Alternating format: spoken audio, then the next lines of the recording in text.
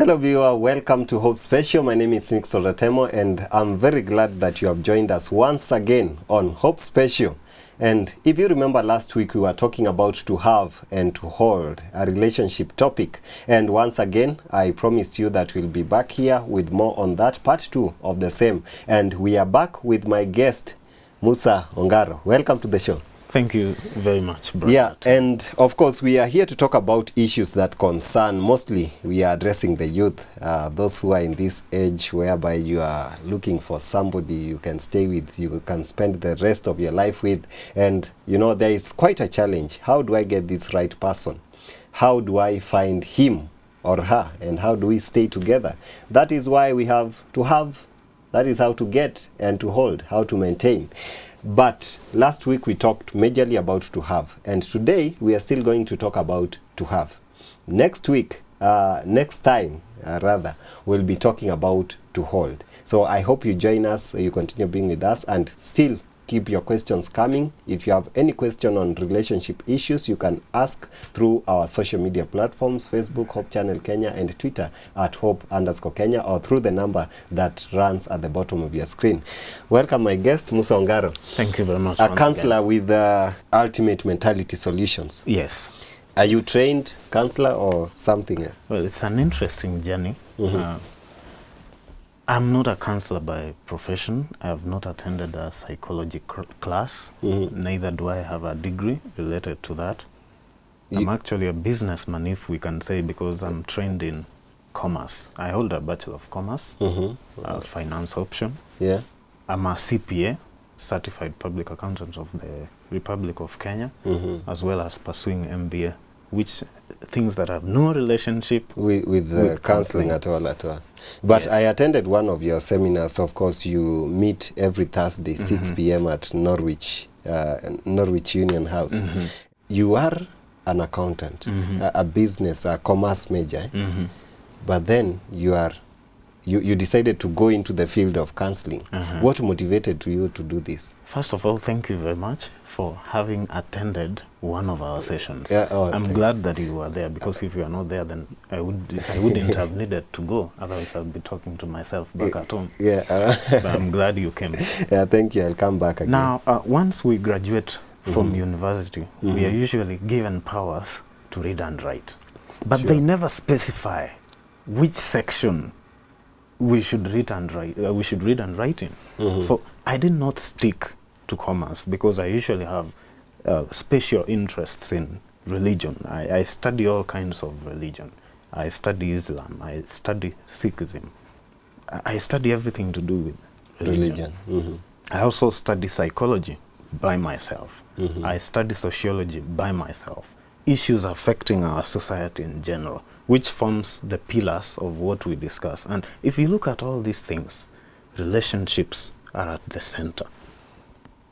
So, and I got interested because I also served as a church elder, as a student back in campus. That's from the years 2011 to 2012. Okay. And before that, some of my fellow students and friends used to ask me questions related to relationships.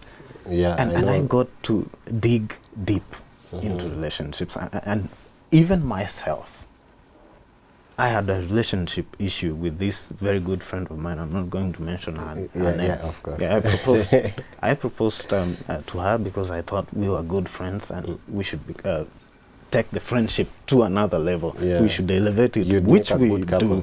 So that, because I thought we'd make a good couple. She accepted, but then after 5 days, she changed her mind. Oh, and that was so debilitating to me because I'd just gotten into the mood of being in a relationship, and then she changed her mind. It was so tough. Must have been tough for you. That's when I knew that men do cry. I had cried before because I had lost my father, but not this amount of pain. It was so much. It really affected your emotions. It affected me so much. And I had to fight myself to do the right thing. I hear people abuse each other, send texts with full of insults, but I didn't want to do any of that. So I cried to my God. I started studying scripture. So, and I found wonderful promises of the Lord. And so when other people had breakups, they also consulted me. How do you do this, man? Wow.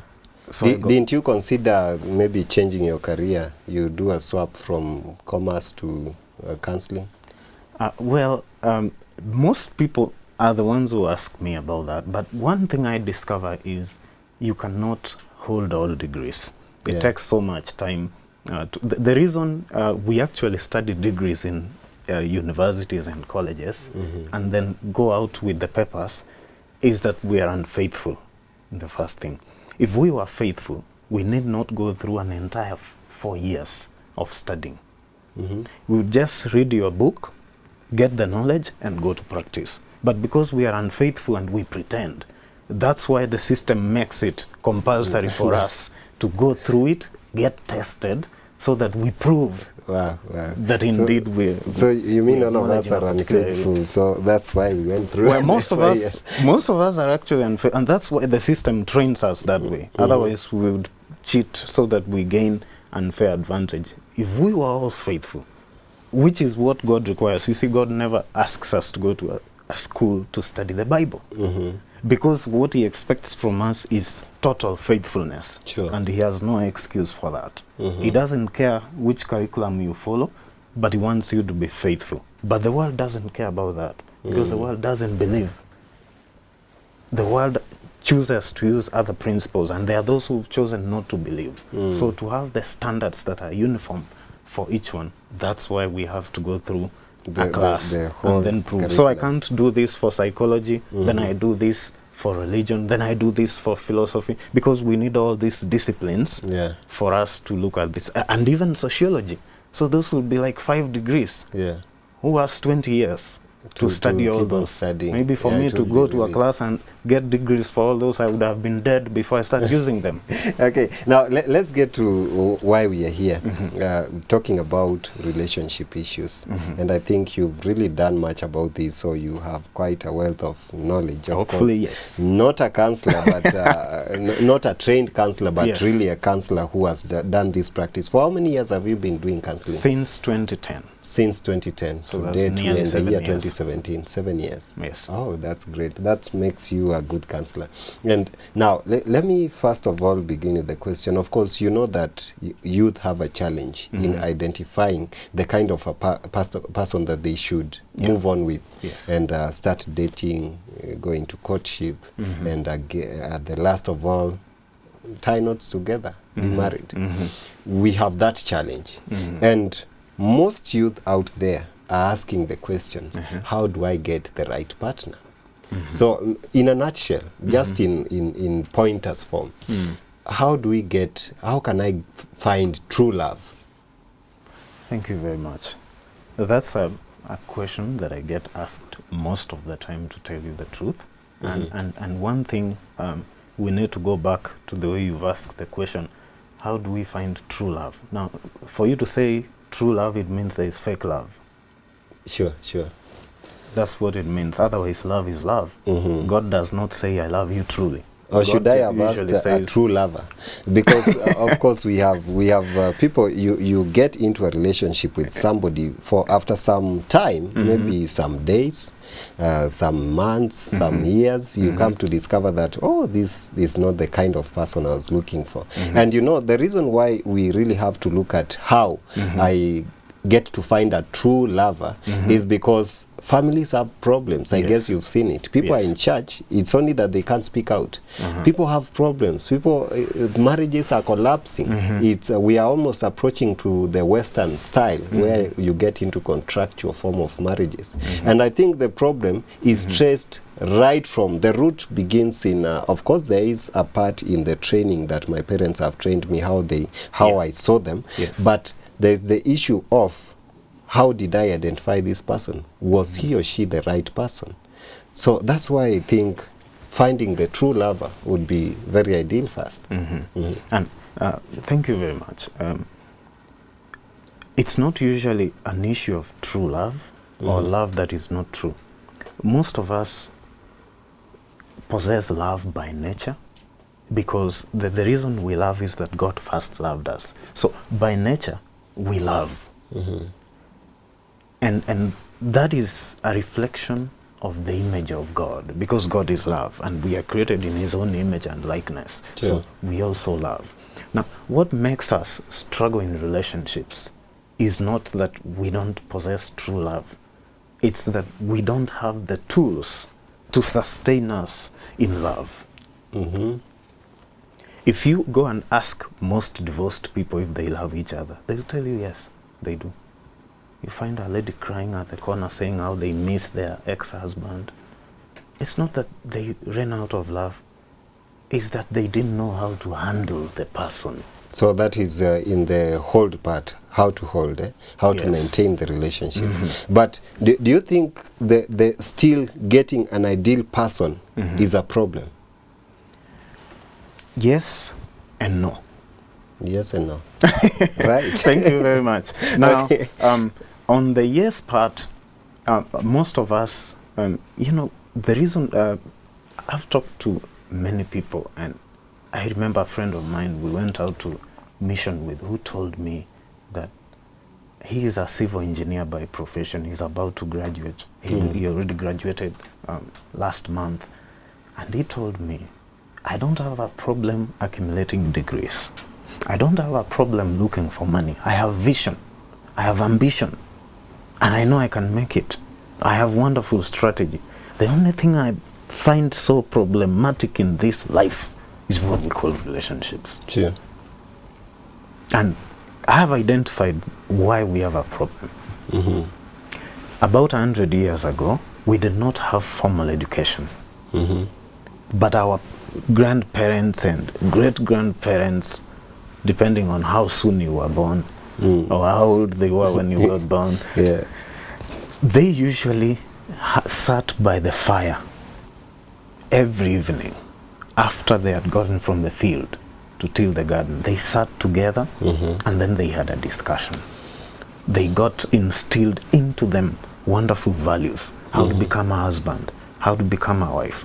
But over time, as the colonialists came and brought into our culture something different called the formal education system, something was left out, which is our cultural lifestyle and our social lifestyle. So it went so formal and so professional, but we did not find a way to handle this element called relationships. So we are trying to deal with something that we have absolutely no knowledge about. That's why people progress so well in their careers. People get promotions. They travel all over the world, but relationships are still so problematic.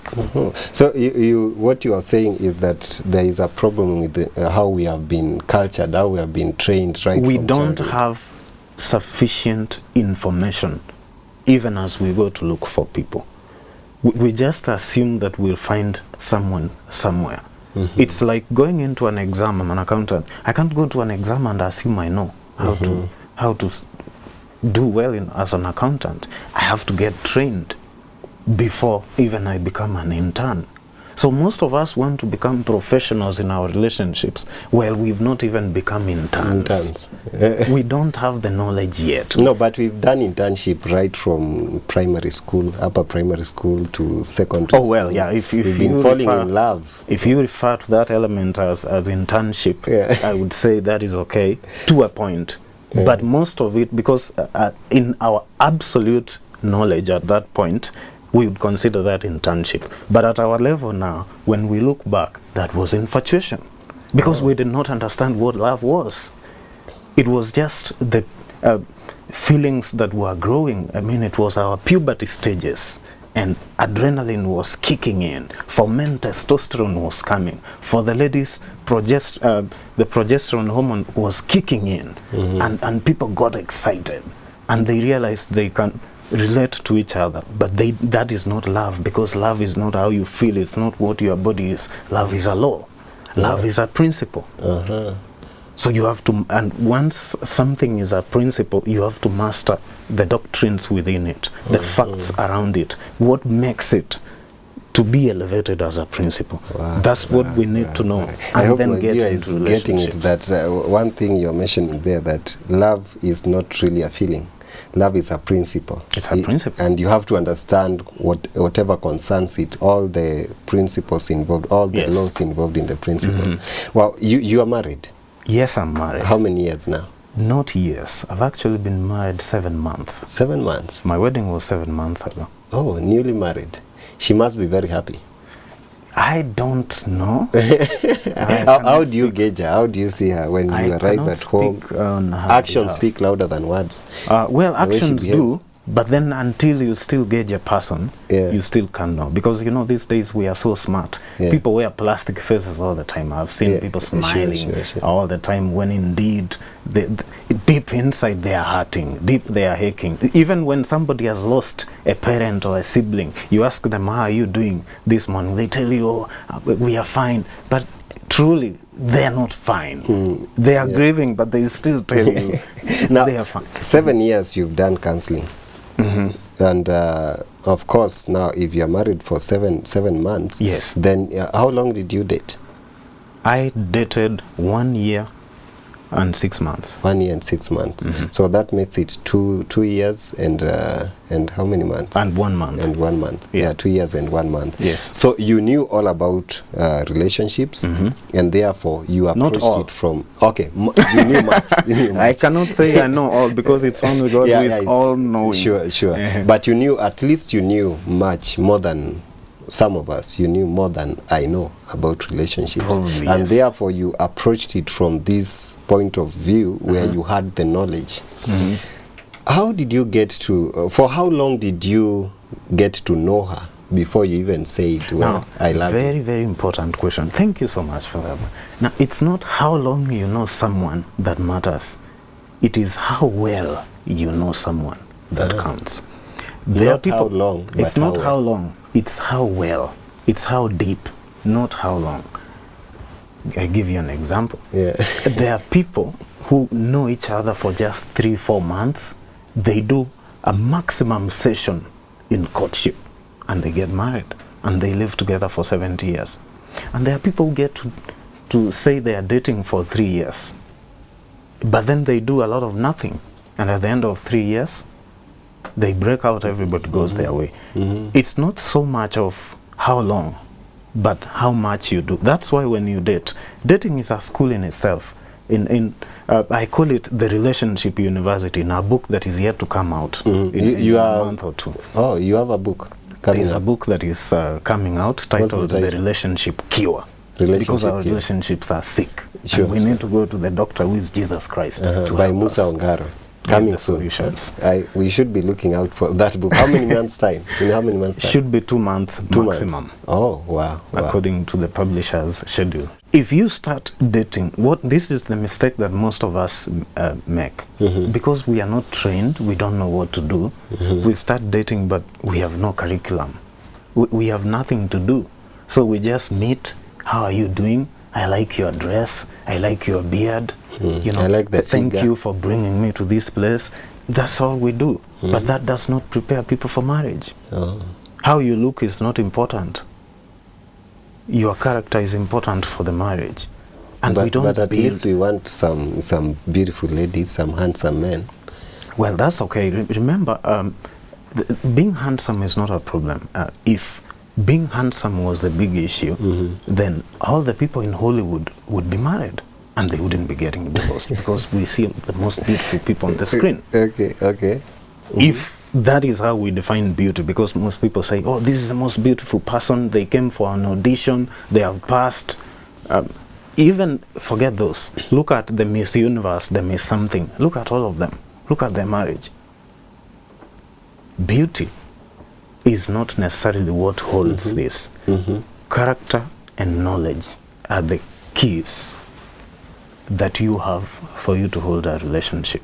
And what you consider beautiful may not necessarily be beautiful for another. The wise man said, one man's meat is another man's poison. That's why sometimes even if you had your ex and you know the first time you loved them, you liked them, you said they were the most beautiful, but now things have gone sour, they are not with you anymore.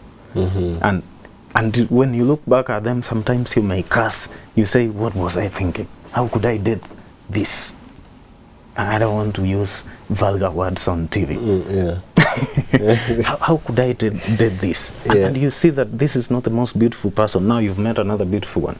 But then somebody else comes, finds what you consider trash because you've gotten it out and you are not dating it anymore. And then they say this is the best. And sooner or later, before you find your new campus, they give you a wedding invitation card. That's when you discover they're not as ugly as you thought. Yeah. So beauty really, really is in the eyes of the beholder. And now you say that it's not how long. How long. It's how much. It's so how how much. much then should I know about the person before I even propose and say, hey, lady, I think I love you? Yeah, there are a few key things that you just need to discuss. I mean, we can't go into all of them here, sure, definitely, sure. because this is just a small session. There are a little over or about 100 things you need to discuss for you to get to know somebody so well. One of the things is that you need to know how they react when you disagree.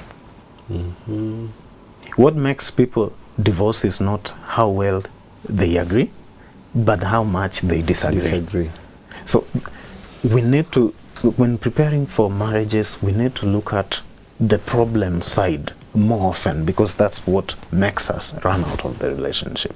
And that's what God always does. He looks at our problem side and he has covered it by his grace. That's why he said, if you sin, just ask me for forgiveness and I'll forgive you.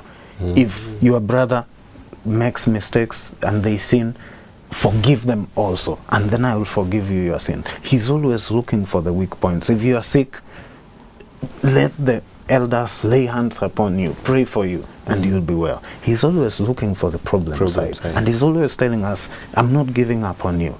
I'm not giving up on you. Just come. Just come. I'll forgive you your sins. I'll separate your sins from you as far as the east is from the west. He's always looking at the problem side, because, and he said, don't give up, don't commit suicide. I'm the one who gave you your life, and I'm the one who has the right to take it away. Don't take it on my behalf. He always looks at us from the problem side, and we also need to get into his image. Look at the problems,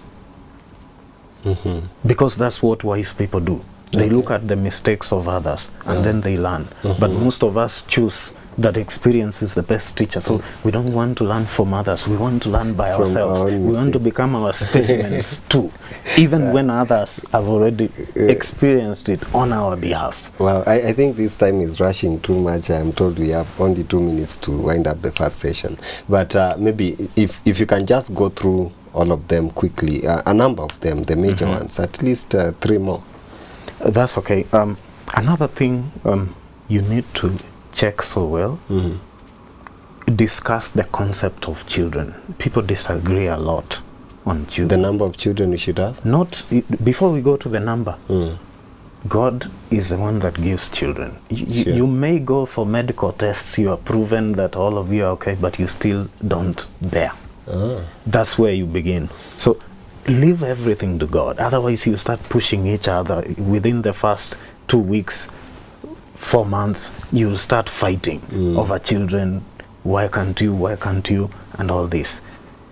So understand that God gives the children. That's the so first you thing. agree, if he gives, it's okay. If he gives, it's okay. It's okay again. And then look at the number 2. Now the number of children, that is the second element of it. It's good to discuss some of these things. Families are breaking out. One wants 2 children, the other one wants 5. Because the father had 7, he's saying the least he can have is 5. Yeah. And this one, the father had 7, and because they struggled so much, he says they cannot not have more than 2. So it's good to discuss. You agree, you need to come to a compromise so that this does not make you break out. Absolutely. Then another level which is so important for you to see is people's levels of ambition as well as intelligence. Now, intelligence can be defined in so many ways, but you cannot separate it from ambition. Some people's ambition is just to have a nice home, have a good time, pay their bills, and that's it. But some people have different ambitions. They want to conquer the world. They want to have large properties. They want big titles. They want to travel the world. And families break because people have different levels of ambition. Wow. You need to discuss and have a picture of a vision that you have as an individual, and see if you can tie it to the person you claim to love, and then you see if it works. Otherwise, you're going to fight. Oh, you don't have time for me. You don't care about for me. All you care is your own things. You need to discuss and engage. Well, let's take a short break, dear viewer, and then we'll be back, of course, to understand how much you need to know about the other person before you even say, well, I love you, or before you tie the knots.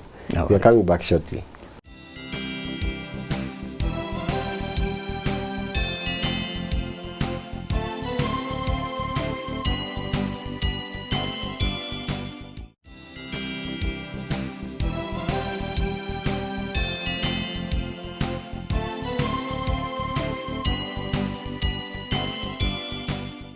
All right, welcome back to Hope Special. Today we are talking about to have and to hold, and majorly to have.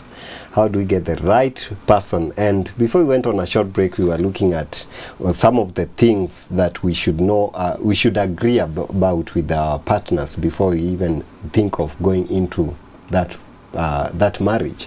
And Counselor here had mentioned a few of the things, and then you are still proceeding on with some of the things that you should look at, the ambitions. Yeah, you talked about that, and is there more?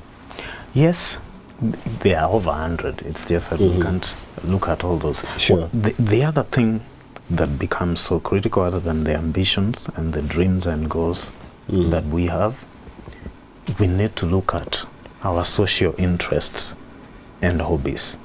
This is the reason I say that. Our interests and hobbies consume money, and they consume time. And these are two resources that are critical for the development of any relationship. If you spend too much money in a hobby, it cuts or eats away from the money for investment in the marriage, which may include now all those other things like the investment you are saying. Because you may have a hobby that your partner does not like, or they don't consider so useful, but it is so good to you, and you believe this is the right thing to be able to do. What about education? Does it really matter if I have this degree and my partner has maybe a PhD or has just a certificate, form for certificate, or maybe even lower or very high? Is it really a matter of concern? That's usually a very contentious issue, but there are different ways of looking at it. Now, here's one thing I want you to look at. This is what I call the bigger picture. Does God discriminate us on our levels of education? No, he doesn't. He doesn't. And he wants us to be able to love in his image and likeness, according to the pattern he has taught us. So if we choose to keep to move with our education into a relationship, then it becomes difficult for us to sustain it. But if we know how to demarcate that this is my profession, and then I can get into the relationship and love this person the way they are, not because of how they talk, not because of what their accent, not because of how much money they make or where they work, then we can make it. Yeah. And that is the right way. Otherwise, most people keep walking around saying, I will never find a partner. Partners are everywhere. I mean, I'm married now. If I was given a chance to look for a partner, I see very many.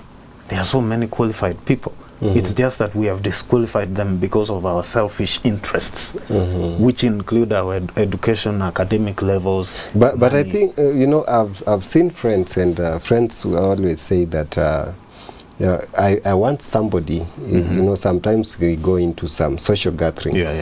I'm here with my wife, and we in front of my friends, they come with theirs. Yes. And then all of a sudden it's time for the partner to speak, and he or she is not educated enough, so they'll start speaking. There is a challenge in even how they express themselves. There is a challenge in, they can't relate to this social class, because maybe me and my friends Yeah. are educated to this level, that level. degree, master's or PhD, Yes. and then my partner has a certificate, becomes a challenge. So it becomes kind of an embarrassment. Do you think that would that really be a challenge, or is it just okay that we move on and assume it? But I think most people are really concerned. Should we be concerned? Now, thank you very much. One thing, you don't get to a relationship and marry someone so that people can hear how they talk. You need to understand why you are getting married. If it's a man making a decision, you get married because it is not good for a man to be alone.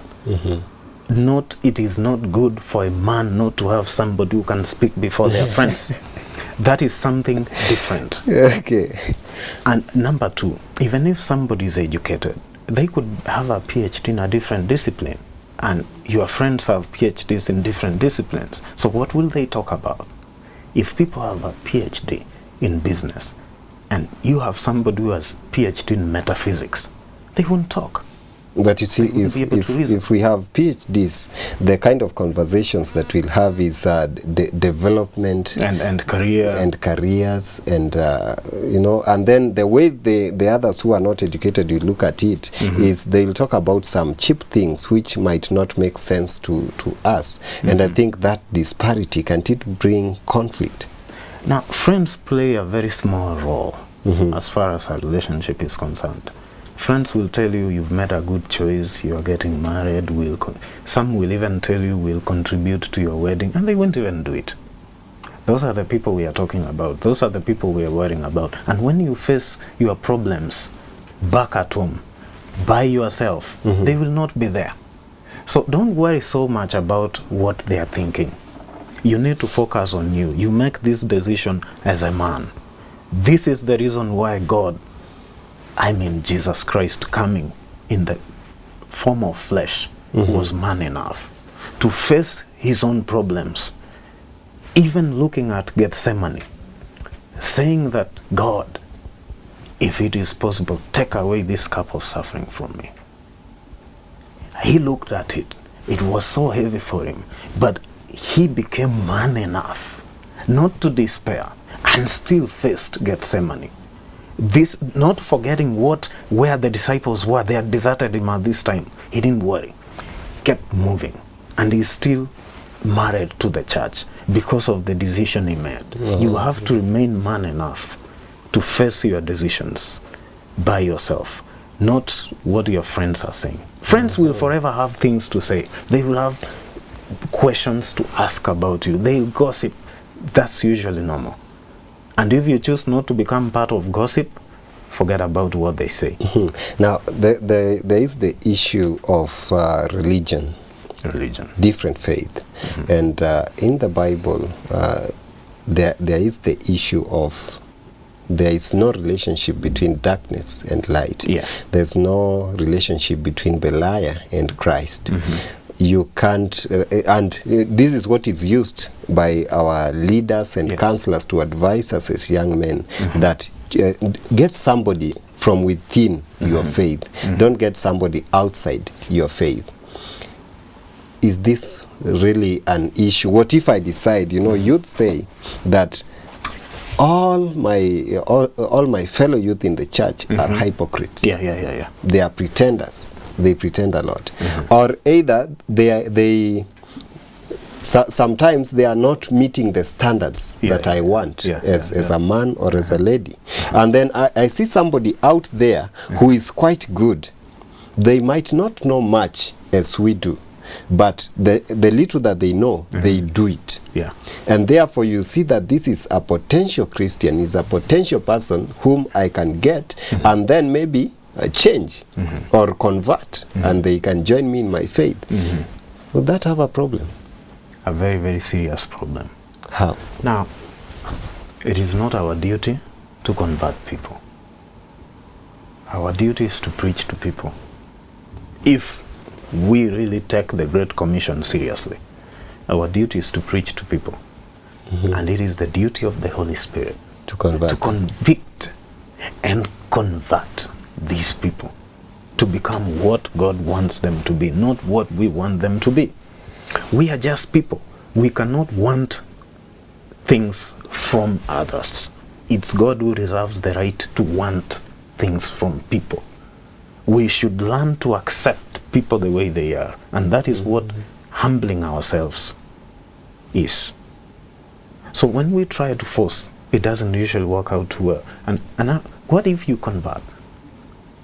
If that is what converting really is, and they come, and you are still disoriented. Because there are so many people from the same faith who still get divorced. So converting is not the big thing. Now, when it comes to different faiths, they are based on different fundamental beliefs. They are based on different doctrines, based on how people have interpreted the scripture. And sometimes these pillars of faith determine people's lifestyles. And having somebody from a different level of faith, different kind of faith or denomination, can be a problem to a relationship. For instance, let's look at, let's say, the Seventh-day Adventist and the Catholic. These are two different faiths with so many differences in their beliefs. The way they partake of the Holy Communion is different. The way they confess their sins is different. Others kneel directly to their Father, others need to go through the Father to confess what they call penance. It's so different. Those differences are so major. Now, when children get born in an Adventist church, they get dedicated. They get hands by the pastor or the elders laid on them. But on the other side, they get baptized and they get given new names. So if you're going to have children with a partner who is different, so you see you are going to have a tussle. Will confuse the children. The two of you will fight in the first place. The two of you will begin fighting. You are fighting for the children. And then the children may be forced to go to church on 2 different days. Because this one's worship on another day, this one's on another day. So you may not have what you call a family day to do other things. And the Bible said that the two shall be one. So you're supposed to be one in everything. Thank you very much. They have to be one in flesh and in spirit. Now, in flesh is difficult because that's a very deep concept. But in spirit means we need to do things together in agreement. In a harmonious way. So if that happens, that is okay. But when it doesn't happen, it's difficult to sustain the relationship, really. You really have arguments every single week. This one is going to choir on Saturday, this one is going to church on Saturday and going to choir on Sunday. And it's a complete reversal of things. And so you advocate for same faith is same better. Faith is safe. Yeah, there is no much contradiction. Yeah, you are that. going to prevent so many of the things that have nothing to do with love. You can love anybody, but you cannot marry anybody. Yeah. Sure. Then there is sometimes ladies are too keen in many things, and then a lady will get a guy, and of course, after learning that you can't get the ideal person that you think about, we usually have these long lists of the qualities I want in a man, qualities I want in a woman, though they keep on reducing as years go by. Then you discover that, time is really running, and I'm getting short of time, so whoever God brings, I'm okay with him. But even before that, we come to accept that it's okay, I didn't get the ideal person, but I can say yes to this guy, but at the same time I want to change him to be the ideal man that I want, and therefore I start criticizing his dressing, I start criticizing his manner of talking, his approach to things, to life. Would that be okay, that you want now to make him a project so that you are making him to be the ideal guy that you want? Or lady to say. Thank you. That is one thing that will constantly frustrate somebody in a relationship. People do that when dating. Even after dating, they have gotten into marriage, they keep doing that. And you have constant friction every moment. And it gives somebody reason enough to believe, did you ever love me in the first place? that time you said you loved me the way I am, what has happened now? What has changed? And I'll tell you for sure, for us men, sometimes correcting me, if you keep on correcting me, it becomes kind of offensive, for men at least. Yeah, I don't know in for many ladies. ways, and that's a very good question. Now, for you to begin, that is why it's important to be friends with somebody, friends without conditions. You need to learn somebody so well first, and then go into that other level. Because if you've decided to elevate the level of friendship, sometimes naturally, when you date somebody, even though you love them, you can't be absolutely free with them. There's usually some respect mixed with fear for somebody that you love, which usually comes. And sometimes you don't know how to approach. So you need to know the person first. This is where the temperaments usually come in. You have to know. Some people are so easy to correct. You can just tell them anything anyhow, and they take it so easily. But some people need you to be methodical in how you approach them. You don't just shout. You don't just say it loudly. You don't just correct in front of friends. Shout. Yes, you have to be very methodical. You need to know whom you have, and that's why one of the things as friends, once you are just chatting, you can ask your friend, by the way, if somebody sees something wrong in you, how do you like them if they want to tell you? Should they address and it? by that, you know you are getting to know the person. If you know that, it's so easy for you to deal with them. Because people are very easy to get offended. I've seen people get offended on TV in a live interview and walk out. Yeah. It's very easy for people to get offended. Yeah, sure. So you need to know the person. Then you know the formula that they work with. Now, for the ladies especially, ladies get offended a lot more easily, probably even than men. One thing I don't know about men, by our nature, is that something could annoy us and we hold. We just hold still. But if that annoyance keeps coming, it reaches a point where we completely change our minds. That's one thing I do know. That's why when I get involved with some couples in counseling and I see a man who has told me, I don't care what she says. Right now I'm at a point where I don't want this marriage. I just want to go. If she, I'll pay the fee for the children. I'm going to meet all the bills. I know that is a man who has been pushed so much. And so at that point, I usually have to get to the lady and then train the lady to bring the man back. Because the problem with men, unlike ladies, if ladies get annoyed right now, they'll cry, they'll complain immediately. Yeah. But men hold. Yeah. And when they They hold don't for complain. too long, it gets so painful, they just over it. And sometimes getting them back is so difficult because they have too much pain. They have a lot of pain inexperience. That's what I call it, because it is so much over different incidents and it's hard to get them back. That's why it's good to know whom you have. Wow. I think ladies and men, you've gotten that, and it's very important in life. Now, we want to be sure of the person that we are marrying, that this guy, this lady will suit me in marriage. He won't disappoint me. He won't make me regret, or she won't make me regret in marriage. Then there are some things that this guy or this lady does when we are interacting, you know, as we date, as we are in courtship. And then they, you know, when they do them, I see, hey, this guy, this lady. So what are some of the pointers that should just warn me that, hey, be careful, you need to think twice about that guy, think twice about that lady before you even proceed?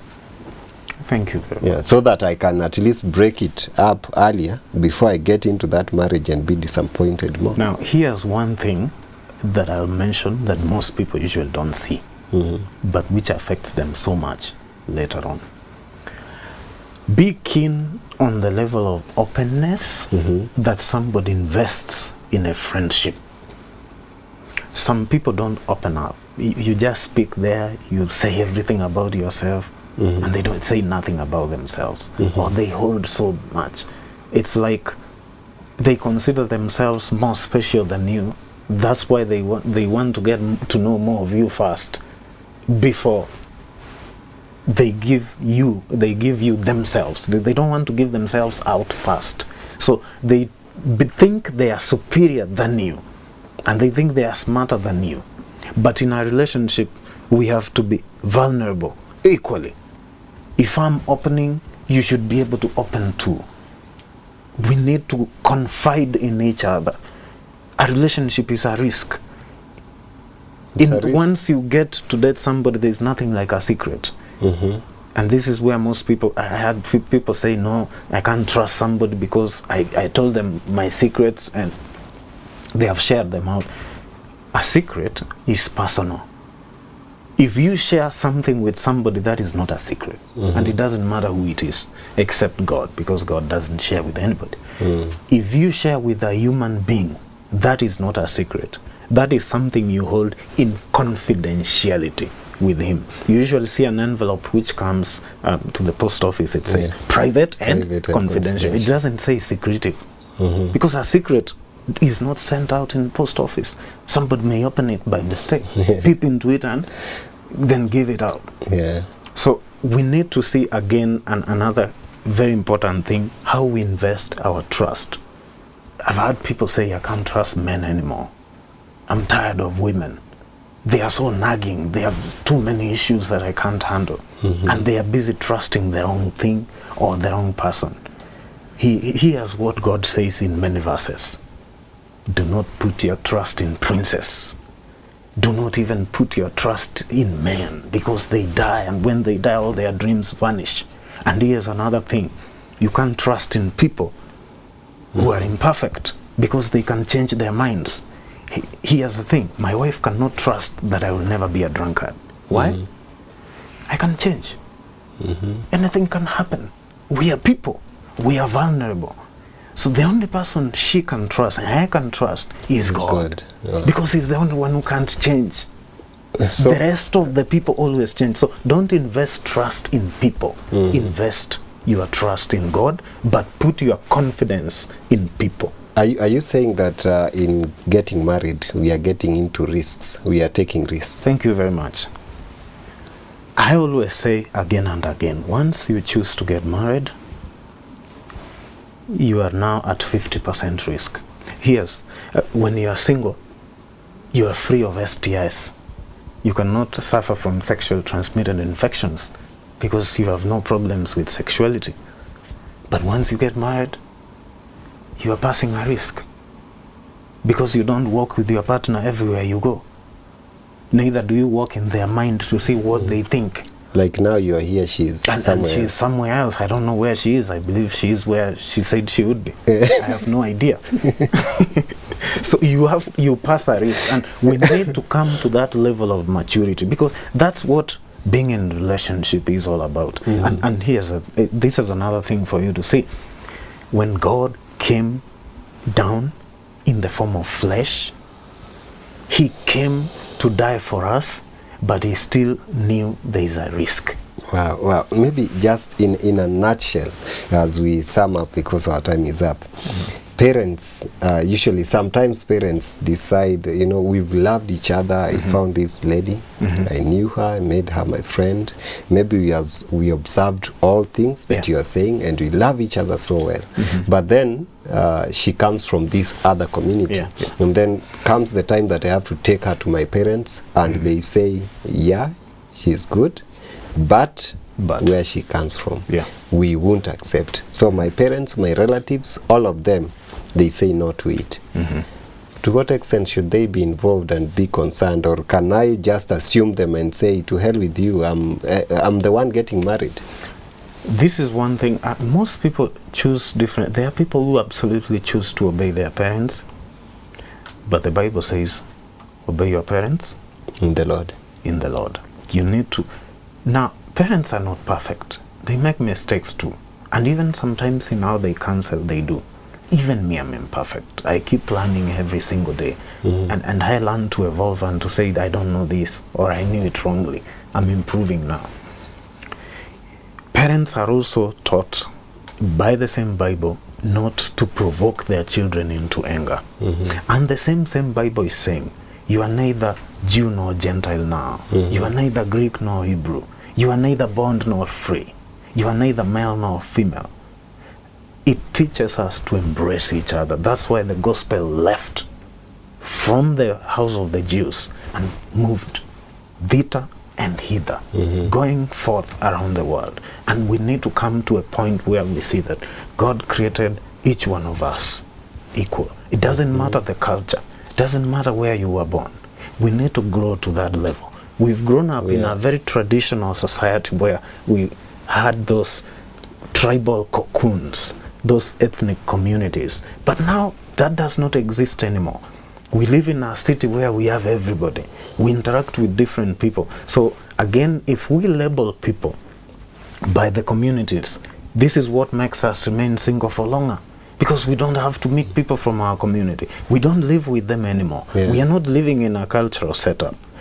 To tell the truth, our cultures are breaking down, and we are embracing the culture of Christianity, which we have to learn every single day. Right. And this is the creed we have to use when we engage with people, not the ethnic language they speak, not how they look like, not their height, not what their parents think. It's first us, and then parents say that. Because when you get married, this is a mistake most people make. They tell you that when you're getting married, you are coming to join our family. That two families are joining together. No, no, no.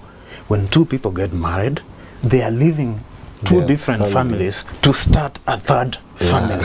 Thank you very much. And of course, thank you very much for helping us to understand on these various issues. There are issues of great concern, and they really pertain unto us. And you know, they are causing a lot of trouble. Many people are out there unmarried. Yeah. They have different problems. But you look at them, you see like, yeah, there is a problem here that needs to be addressed.